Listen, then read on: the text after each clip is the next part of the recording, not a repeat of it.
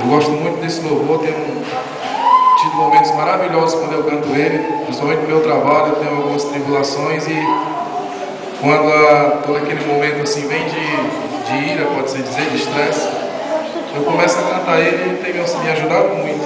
Não pode. E eu queria que os irmãos prestassem bastante atenção na letra dele.